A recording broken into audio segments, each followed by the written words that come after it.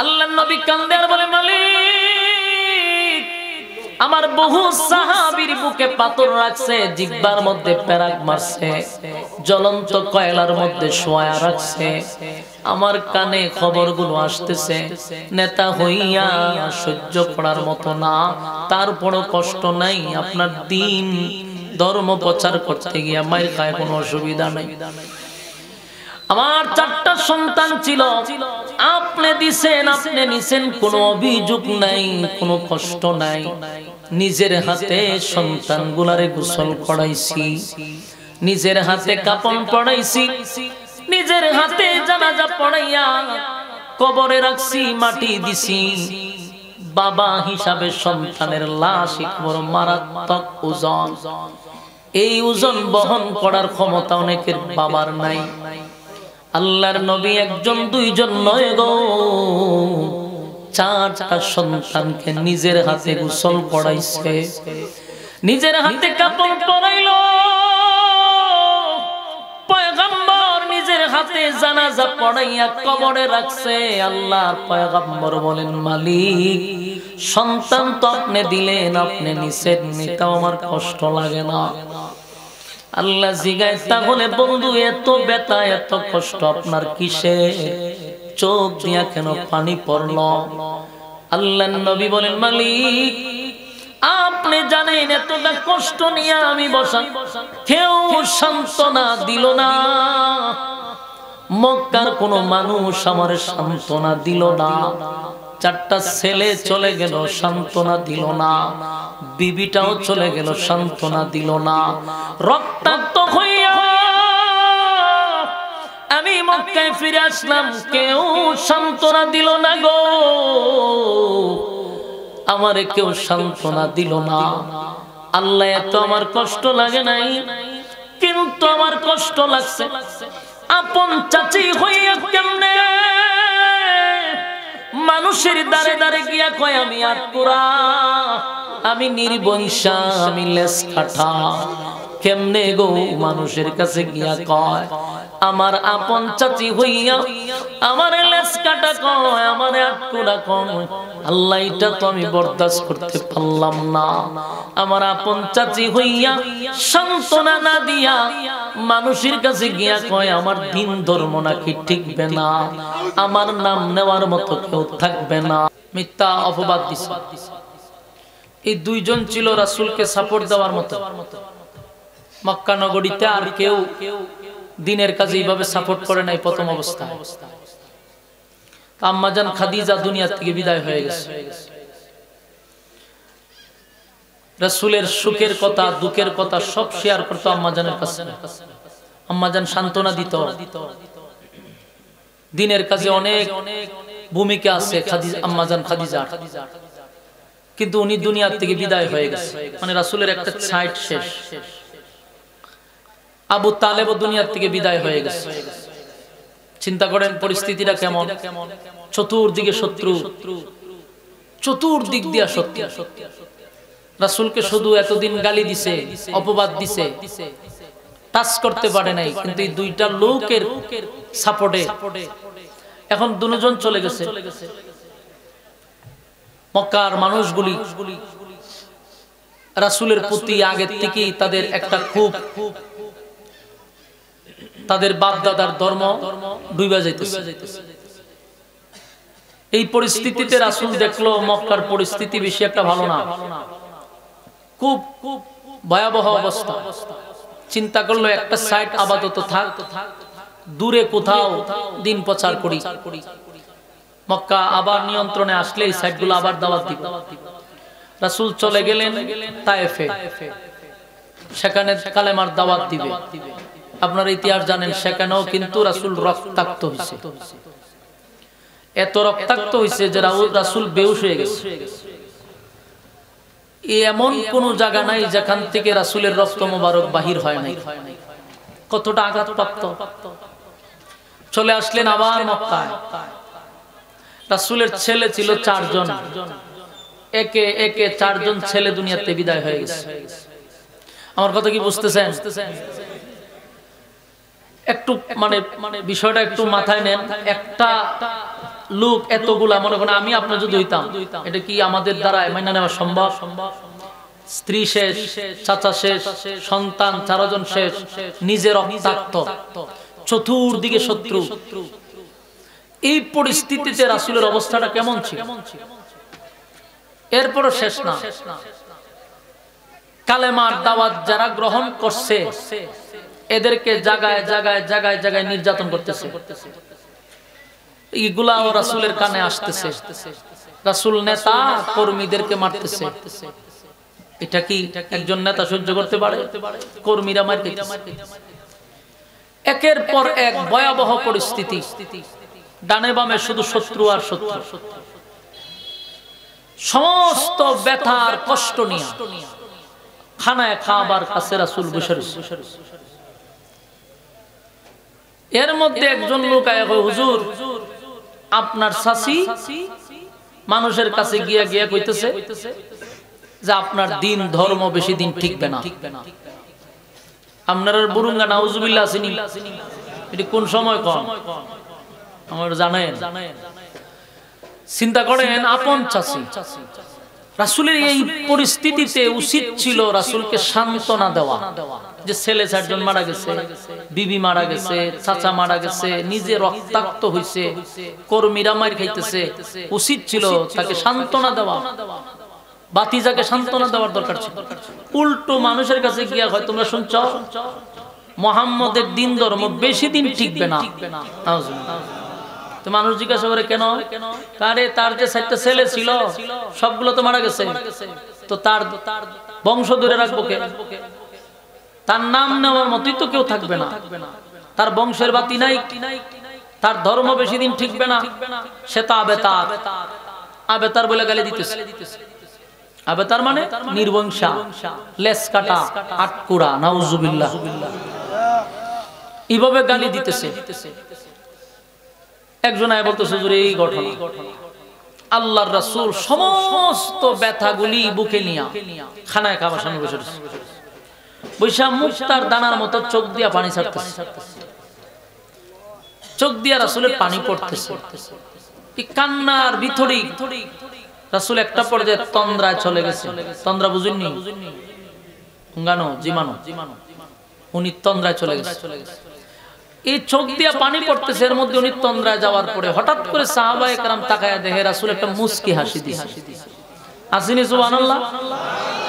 তাকবে কইবেন, রাসূল একটা মুস্কি হাসি দিছে। আচ্ছা বলুন, একটা মানুষ কাঁদতেছে, হঠাৎ করে মুস্কি হাসি দিলে এটা রহস্যজনক না? একজন সাহাবী জিজ্ঞেস, হুজুর বেয়াদবি মাফ করবেন, আপনি কাঁদতেছেন, হঠাৎ করে যে মুস্কি হাসি দিলেন, ঘটনাটা কি? আল্লাহর রাসূল তখন বলে যে এই মুহূর্তে আমার কাছে একটা সূরা নাজিল হয়েছে, আর এই সূরাটা আল্লাহ নাজিল করছেই আমারে খুশি করার জন্য।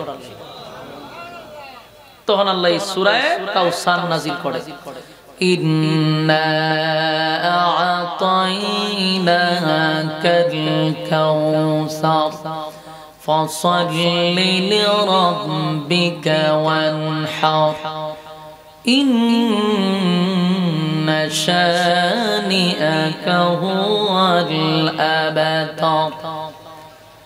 আল্লাহ রাব্বুল আলামিন পয়গম্বরকে সূরা নাজিল করে সান্ত্বনা দিল, খুশি করে দিল। পয়গম্বর প্রচন্ড কান্নার মধ্যে আবার মুস্কি হাসি দিছে। আল্লাহ রাব্বুল আলামিন বন্ধু রে বন্ধু জিজ্ঞাসা করে, বন্ধু কেন আপনি কাঁদেন?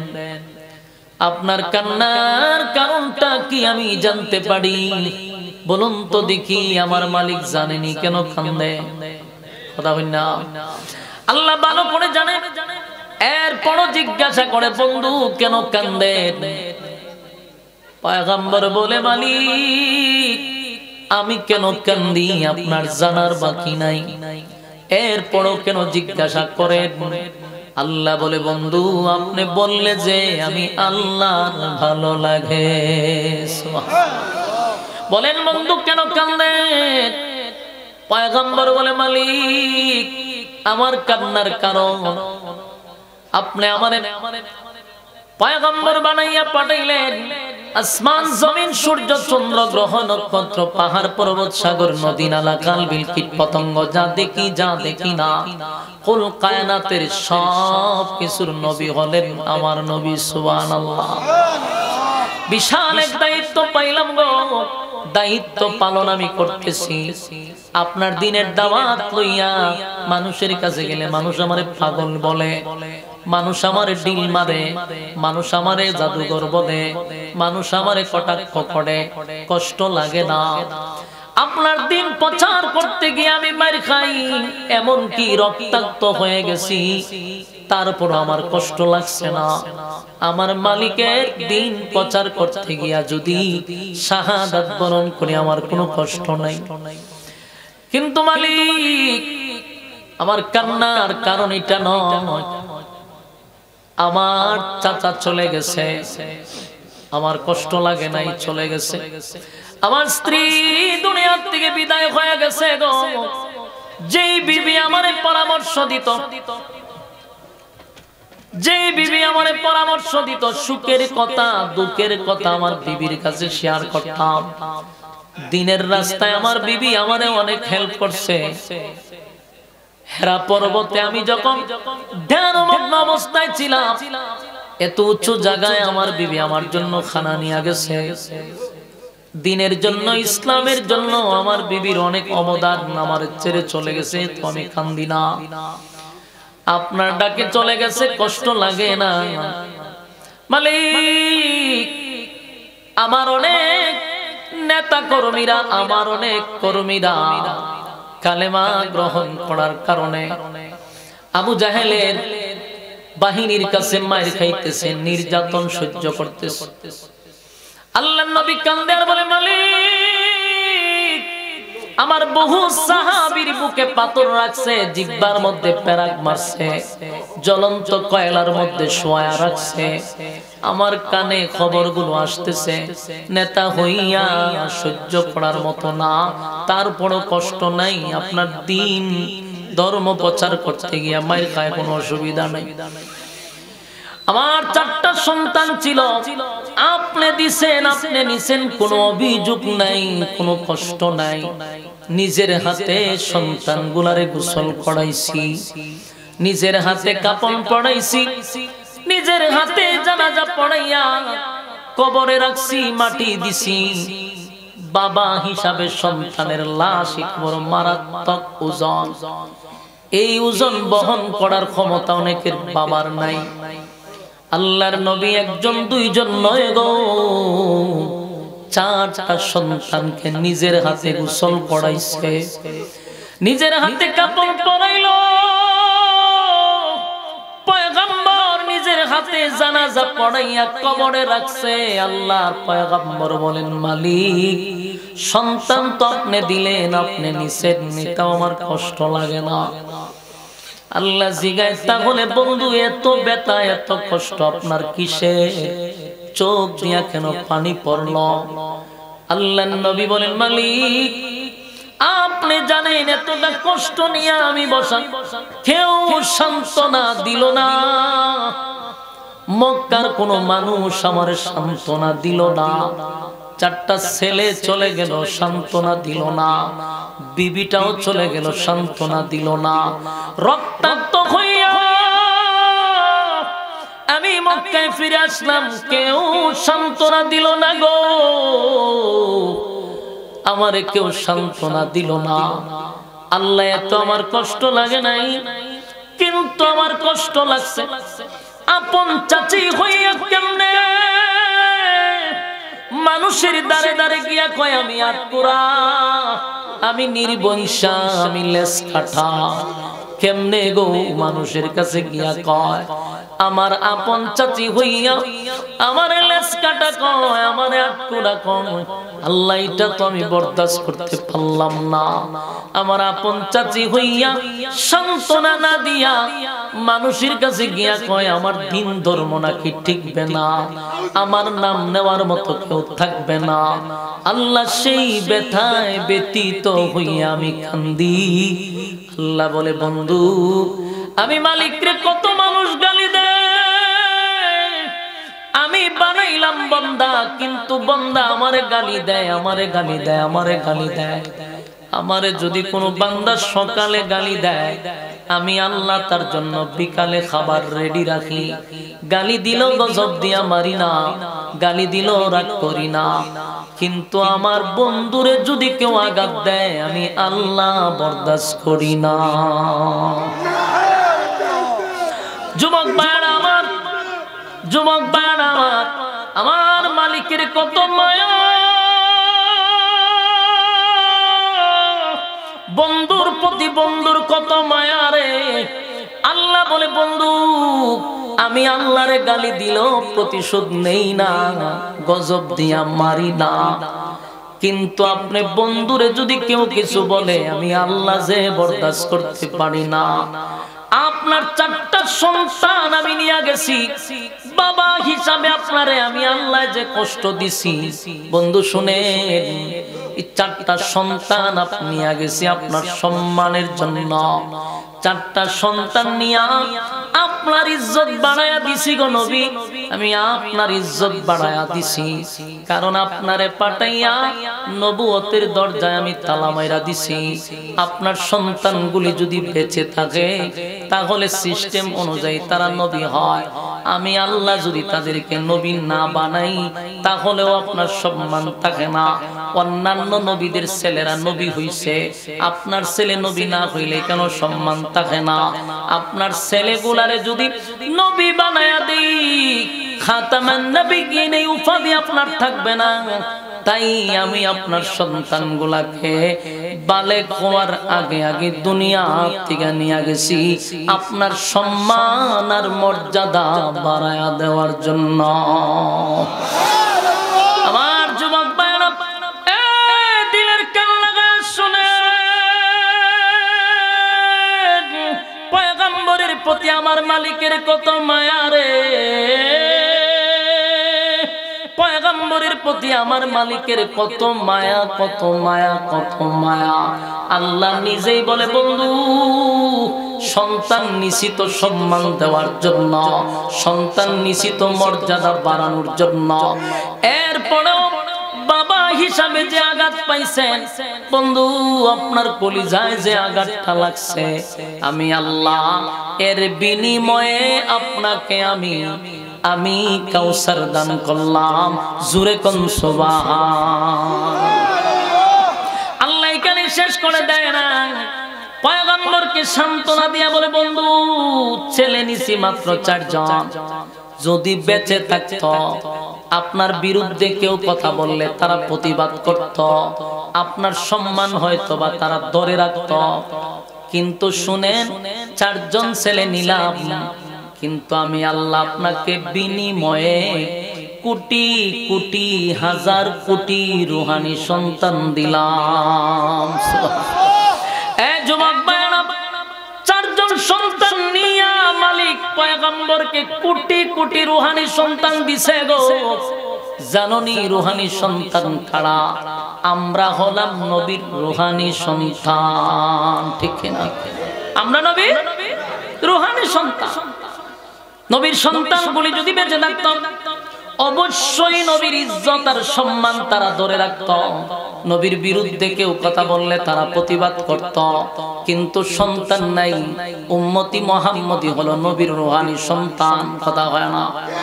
বলুন আপনারা কি নবীর রূহানি সন্তান? কথা হয় না? আমরা নবীর রূহানি সন্তান, আমাদের দায়িত্ব আছে রে। আল্লাহ নিজেই নবীরে সান্ত্বনা দিয়া বলে বন্ধু কিয়ামত পর্যন্ত আপনার রূহানি সন্তানরা আপনার ইজ্জত ধরে রাখবে, আপনার সম্মান তারা ধরে রাখবে। এই জমিনে আপনার সম্মান আর ইজ্জত ধরে রাখার জন্য আপনার রূহানি সন্তানরাও জীবন দিবে, তথাপি আপনার ইজ্জত নষ্ট করতে দিবে না।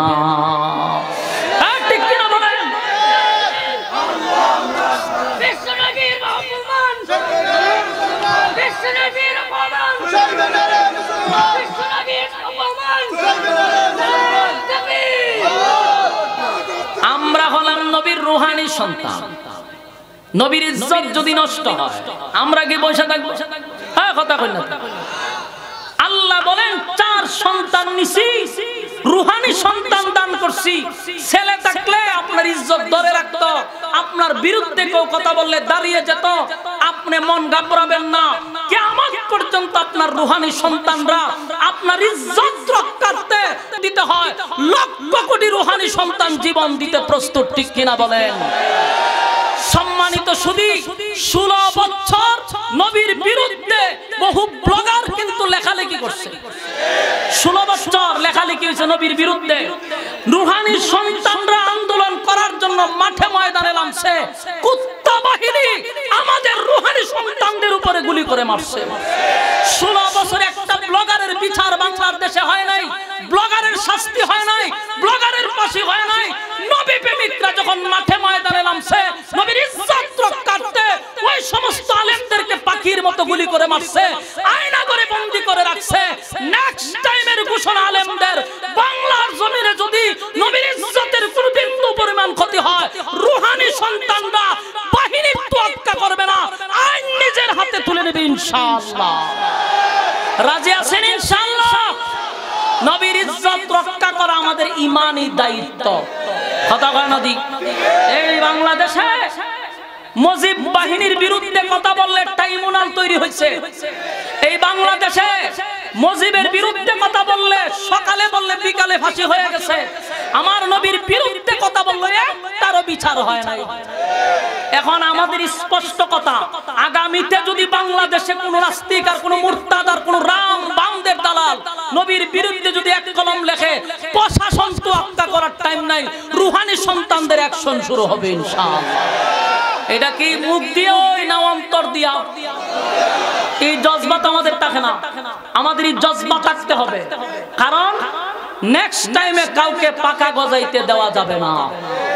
এই বাংলাদেশ, এটা আলেমদের বাংলাদেশ, আগামীর বাংলাদেশ, ইসলামের বাংলাদেশ, আগামীর বাংলাদেশ মৌলবাদীর বাংলাদেশ, ঠিক কিনা বলেন? এই জন্য চলতে গেলে মৌলবাদীরে মাইনাস করে চলা যাবে না। ফাঁকনা ফাঁকনা কথা কয় না, ফাঁকনা ফাঁকনা কথা দেখস। এই দেশ আলেম ওলামার দেশ, এটা মাথায় রাখতে হবে। কথা কয় না? একটা ইমাম, এরা হুজুররা যেভাবে নাক চিপকে কথা কয়, একটা ইমাম ধরেন আপনি। এই গ্রামের নাম কি? টিলাপাড়া। আচ্ছা, মনে করেন টিলাপাড়ার একজন ইমামের, শুধু কি একজন ইমামই মনে করেন? একটা ইমাম, একটা মসজিদ মানে একটা পাড়ার মহল্লা একজন ইমাম। এই সমস্ত মুসল্লিরা কিন্তু ইমামের আন্ডারে, ঠিক না? যে কোন গ্রামের একজন ইমাম সাহেব, উনি একা না, উনার যতটা মুসল্লি আছে, পাড়ার যতটা জনগণ আছে, সব ইমামের আন্ডারে। বাংলাদেশের লক্ষ লক্ষ মসজিদ, প্রত্যেকটা মসজিদের মুসল্লি এক একটা ইমামের সাথে জড়িত। গুড়াইয়া গিয়া দেখো আলেমদের বাহির একটা লোক নাই। বাস্তব না বাস্তব? এজন্য মাইনাস করতে চাও কাটে, মাইনাস করে সাইন করা যাবে না, ঠিক কিনা বলেন? এজন্য আমরা হলাম নবীর রূহানি সন্তান, এটা ইয়াদ রাখতে হবে। আল্লাহ নিজে কইতেছে আপনার 60টা ছেলে আমি নিছি, যদি থাকতো আপনার ইজ্জত ধরে রাখতো, যদি থাকতো আপনার নাম জমিনে রাখতো। অসুবিধা কি? 4 জন নিছি, কোটি কোটি দিছি। সুবহানাল্লাহ। আল্লাহ রাব্বুল আলামিন সান্তনা দিতেছে, বন্ধুরে বন্ধু সান্তনা দিয়া বুঝাইতেছে। 4 জন নিছি কিন্তু দিলাম তো কোটি কোটি। তাহলে আপনি কান্দেন কেন?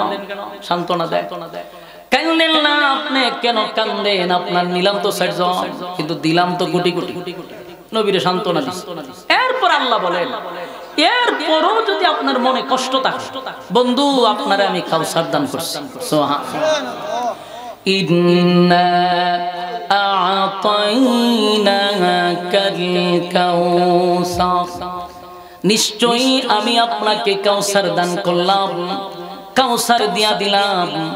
এই কাউসার সাধারণ কোন নিয়ামত না। আল্লাহ রাব্বুল আলামিন বলেন, বন্ধু আদম থেকে নিয়া ঈসা রূহুল্লাহ পর্যন্ত সমস্ত নবী রাসূল, এমন কোন নবী রাসূল নাই গো আমার জন্য পরীক্ষা দেয় নাই। ইব্রাহিম পরীক্ষা দিল, পাস করলো 100%। আমি কাউসার দেই নাই। আদম নবী কান্নাকাটি করলো, আমি তারে কাউসার দেই নাই। নূহ আলাইহিস সালাতু ওয়াস সালাম 950 বছর দাওয়াত দিল, কাউসার দেই নাই। বন্ধু আইয়ুব নবী 18 বছর অসুস্থ ছিল, আমি কাউসার দিয়া খুশি করি নাই। আপনার 4টা সন্তান আমি নিয়ে গেলাম, বিনিময়ে আপনাকে আমি কাউসার দান করে দিলাম। এই হাউজে কাউসারের দাম আছে না নাই? পয়গম্বরকে হাউজে কাউসার নিজের চোখে সশরীরে আল্লাহ দেখায় আনছে। সুবহানাল্লাহ। দুনিয়ায় থাকা অবস্থায় বন্ধুরে বন্ধু ইনভাইট করে 7 আসমানে উঠাইছে, উঠাইয়া বন্ধুরে সশরীরে হাউজে কাউসার বন্ধুরে দেখাইছে। বন্ধু আপনারে এটা আমি দান করছি। আল্লাহর হাবিব হাউজে কাউসারে দেখে আয়েশা উম্মতের কাছে বর্ণনা করছে। আল্লাহ বলে বন্ধু আপনারে কাউসার দান করে দিলাম। এ যুবক ভাইরা, আল্লাহ বলে ইন্না আ'তাইনাকাল কাউসার, নিশ্চয় আপনাকে কাউসার দিয়া দিলাম।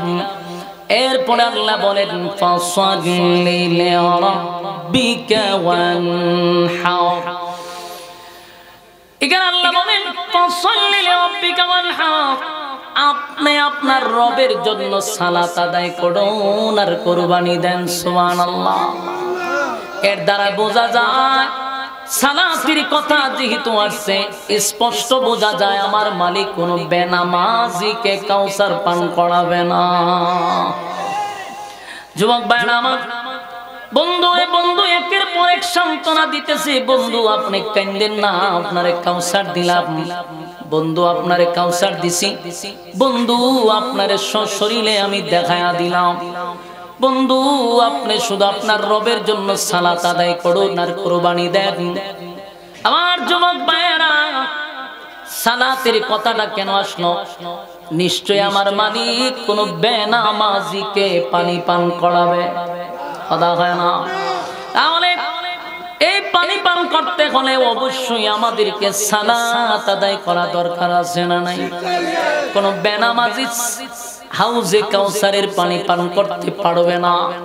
হাউজে কাউসারের পানিটা সাধারণ কোনো পানি নয় গো, সাধারণ কোনো পানি নয়। এই পানিটা এত দামি, এত দামি, কেউ যদি এক পেয়ালা পান করে তার কপাল খুলে যাবে। কেউ যদি পানি পান না করতে পারে তার কপালটা পুড়ে যাবে। হাসরের মাঠে যেদিন মানুষ গুনি উলঙ্গ অবস্থায় দাঁড়াবে, কলিজা পাটা পিপাসা লইয়া দাঁড়াবে, সেদিন আমার নবী বরকতি হাতের পানি পান করাবে। এক পেয়ালা পানি যারা পান করবে রে, 50,000 বছরের ভিতরে পানির পিপাসা লাগবে না।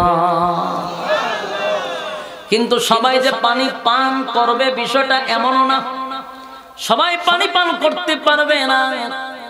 আল্লাহর নবী বলেন আমি যখন পানি পান করাবো, দলে দলে দলে দলে দলে দলে উম্মতের আসবে, আমি নবীর বরকতি পানিটা পান করার জন্য কাছাকাছি আসবে। আমিও তাদেরকে দেখব, তারাও আমারে দেখবে। কিন্তু কাছাকাছি যখন চলে আসবে রে, তখন উম্মত আর আমার মাঝখানে একটা পর্দা পড়ে যাবে। আমিও তাদেরকে দেখব না, তারাও আমারে দেখবে না। পয়গম্বর তখন চিৎকার দিয়া বলবে মালিক এমনটা তো কথা ছিল না গো, আমি তো আপনার কাছ থেকে জোর করে হাউজে কাউসার নেই নাই। আপনি আমারে গিফট করছেন, আপনি আমারে দিছেন উম্মতরে পান করানোর জন্য। আমি পানি পান করাইতে চাই, মাঝখানে পর্দা পড়ে গেছে।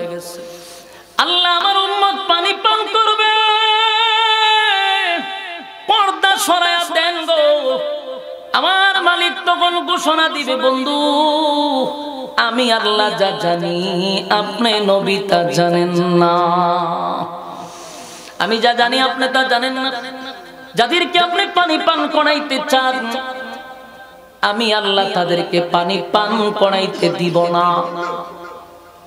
কারণ তারা দুনিয়ার জমিনে আপনার রেখে যাওয়া ইসলাম পালন করে নাই, আপনি নবীর দান দান বাঙ্গা ইসলাম পালন করে নাই।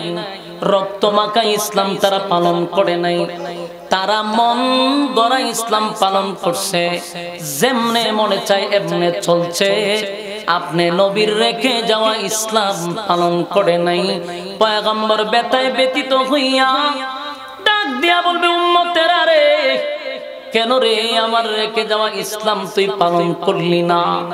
আমি নবী না রক্ত জড়াইলাম, দান দান বাংলাম, আমি ইসলামকে তোদের কাছে আমানত রেখে আসলাম। উম্মত কেন আমার রেখে যাওয়া ইসলাম পালন করলি না? কেন মন গড়া ইসলাম পালন করলি? আল্লাহর নবী সেদিন রাগান্বিত হইয়া বলবে, সুহকান সুহকান লিমান গায়্যারা বাদি, দূর হয়ে যা, দূর হয়ে যা, এমন উম্মতের কোনো দরকার নাই। কি বুঝলেন? নবী যদি কয় দূর হয়ে যায়, আমারে আপনারে কে বাঁচাইব? নবী বাঁচাই, আল্লাহ কয় কেডা? আরে আরে ডংরি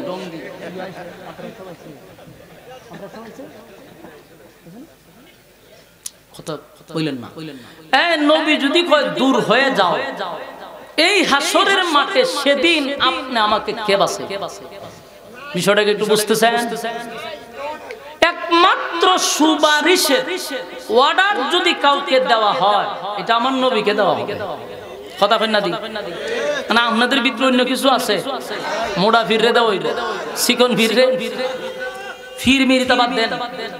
সেদিন যদি অর্ডার পায়, আমার নবী পাবে। তো আল্লাহর নবী যদি উম্মতরে কয় দূর হয়ে যা, এমন উম্মতের আমার দরকার নাই। বলুন কে আপনি আমার পাশে দাঁড়ান? উপায় নাই, উপায় নাই, উপায় থাকবে না। হাসরের মাঠে কেউ কারো কাজে আসবে না, কেউ কারো পাশে দাঁড়াবেও না।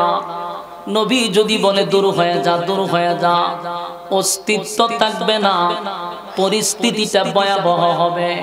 আমার যুবক ভাইয়েরা, সেদিন কেউ কারো হবে না। আল্লাহ বলেন, ইয়াউমা ইয়াফিরুল মারউ মিন আখিহি ওয়া উম্মিহি ওয়া আবিহি ওয়া সাহিবাতিহি ওয়া বানিহি। মা তার সন্তানকে সেদিন পরিচয় দিবে না, বাবা সন্তানকে পরিচয় দিবে না, স্ত্রী তার স্বামীর পরিচয় দিবে না, স্বামী তার স্ত্রীর পরিচয় দিবে না, কেউ কারো হবে না। বলুন সেদিনকে আমার পীর ফকির পাশে দাঁড়াইব? আমার যুবক ভাইয়েরা, আল্লাহর কসম, মালিক নিজেই বলতেছে, মা তার সন্তানের পরিচয় দিবে না। মা থেকে কি মাসির আদর বেশি?